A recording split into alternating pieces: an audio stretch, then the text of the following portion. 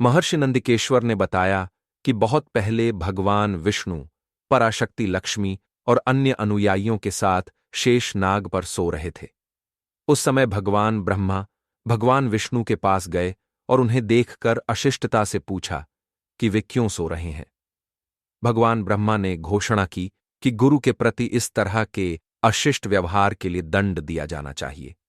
शांत लेकिन अंदर से क्रोध महसूस कर रहे भगवान विष्णु ने भगवान ब्रह्मा का स्वागत किया और उनके बेचैन व्यवहार को देखा।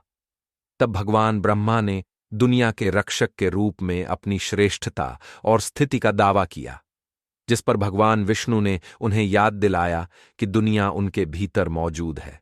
और भगवान ब्रह्मा के इस पर दावे पर सवाल उठाते हुए कहा कि भगवान ब्रह्मा उनके पुत्र हैं जो उनकी नाभि से पैदा हुए हैं।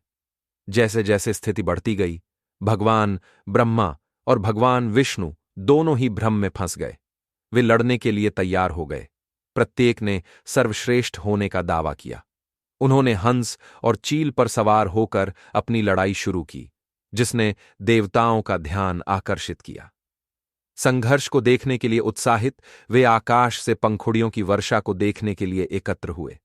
लड़ाई तेज हो गई क्योंकि भगवान विष्णु ने भगवान ब्रह्मा पर कई बाण छोड़े, जिन्होंने आग जैसे बाणों से जवाब दिया।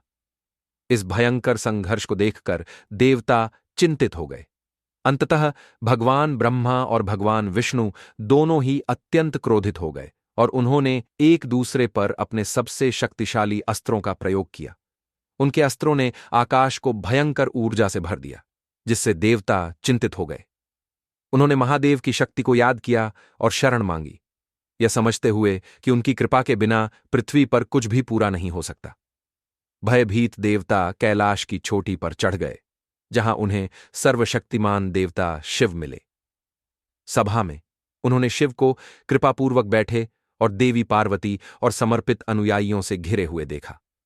शिव को ऐसी शांत अवस्था में देखकर देवता आनंद से भर गए और खुशी के आंसू बहाते हुए उनके सामने झुक गए।